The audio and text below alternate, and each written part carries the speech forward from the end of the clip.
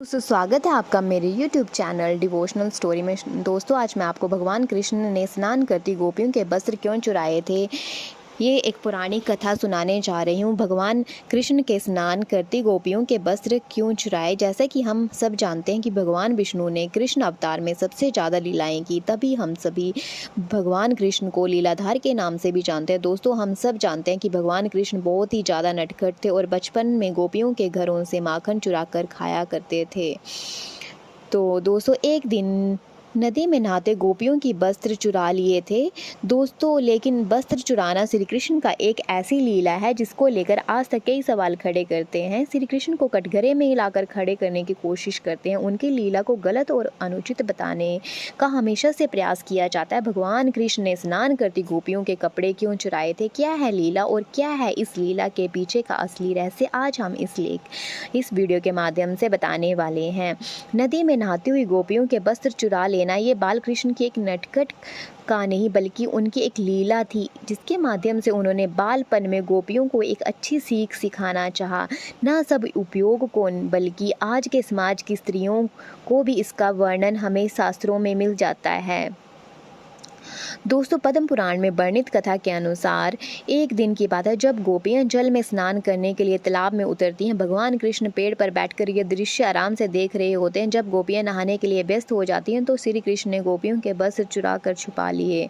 जब गोपियां नहाकर तालाब से निकलने वाली तो उन्होंने देखा कि उन्हें वहाँ नहीं थे और वो सब चिंतित होने लगी। उस समय गोपियों की नज़र से छुपकर पेड़ पर बैठे श्री कृष्ण पर पड़ी। गोपियों ने कहा कि गोपियों को नहाते हुए देखते हुए तुम्हें ज़रा भी लज्जा नहीं आती। गोपियाँ कृष्ण से ये बात कहती हैं तो प्रश्न भी पलट कर करते हैं कि मुझे लज्जा क्यों आएगी, लज्जा तो तुम्हें आनी चाहिए जो निवस्त्र होकर नहा रही हो।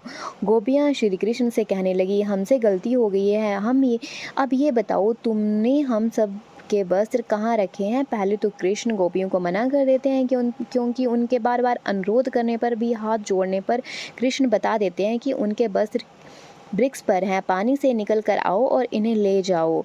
तब गोपियाँ जल से बाहर नहीं आती और कृष्ण से कहती हैं कि हम जल से बाहर नहीं आ सकते, हम निवस्त्र हैं, हम सभी तो बिना कपड़ों के जल से बाहर क्या जल से ऊपर भी नहीं आ सकते। तब श्री कृष्ण कहते हैं कि तुम नदी में स्नान करने भी तो निवस्त्र ही गई थी, अभी बाहर आने में शर्म क्यों आ रही है। जब गोपियाँ कहने लगी हम नदी में स्नान करने आए थे तब उस समय कोई नहीं था।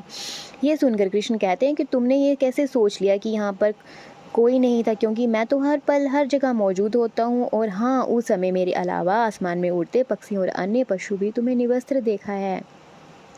जल के प्राणियों ने भी तुम सबको निवस्त्र देखा और जल के अधिष्ठाता देव स्वयं वरुण देव हैं जो एक पुरुष हैं, उन्होंने भी तुम सबको निवस्त्र देखा। साथ ही तुम्हारे पूर्वजों ने भी तुम्हें इस अवस्था में देखा है, क्योंकि पुराणों के अनुसार नहाते समय हम सभी के पूर्वज हमारे आसपास होते हैं और वस्त्र से गिरने वाले जल को ग्रहण करते हैं, जिनसे उनको तृप्ति मिलती है। निवस्त्र स्नान करने से पूर्वज नाराज होते हैं और व्यक्ति को सुख प्राप्त नहीं हो पाता, उनके सुख नष्ट हो जाते हैं, इसलिए कभी भी निवस्त्र स्नान नहीं करना चाहिए।